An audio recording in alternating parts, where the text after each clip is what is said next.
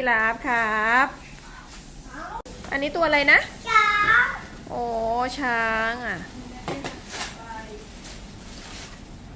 และอีกตัวละครับอันนี้ตัวอะไรครับพี่สายฟ้านี่ตัวอะไรตัวอะไรนะตลอดกระรอกเหรออะไรอันนี้อะไรอ่ะอีลาฮะตัวอะไรครับปลา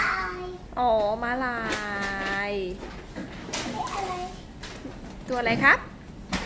ช้าง ช้างอ๋อพี่พายุแล้วนี่ตัวอะไรอ่ะเบบี เบบี เบบีเบบี เบบี นี่เบบีเบบี เบบีไหนเบบีอ๋อเบบีอันนี้เบบีอันนี้เบบีนะครับเมียกันเลย เหมียงกันเลยโอ้เบบีอ่ะเบบีอ่ะ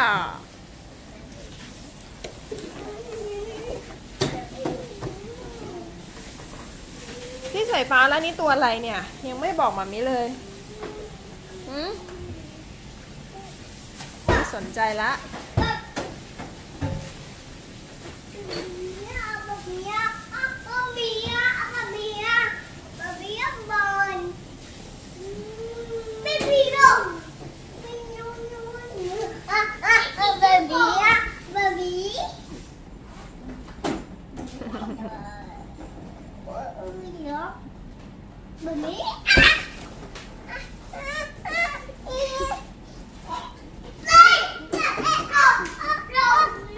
ได้ไหมลูกได้ไหม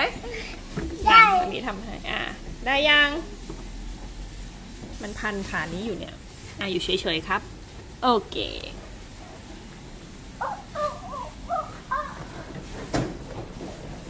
แบบนี้อ่ะแบบนี้อ่ะแบบนี้อร่อยเนอะเบาเบาเบา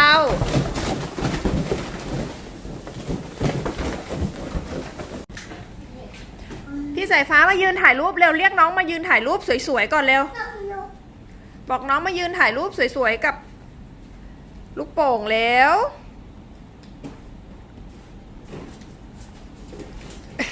พายุมายืนถ่ายรูปกับเฮียเร็วเฮียไปยืนแล้วเนี่ย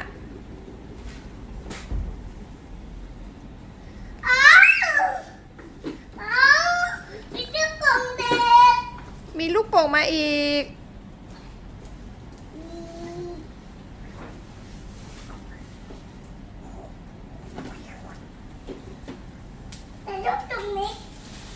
ถ่ายรูปตรงนี้เหรอครับโอเคครับ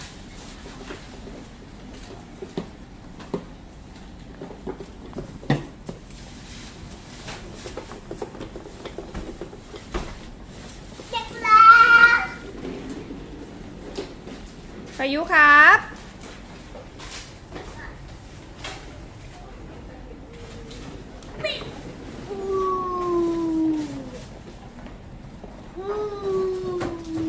ไม่มีใครถ่ายรูปให้หมามีเลยอ่ะตัวนี้อ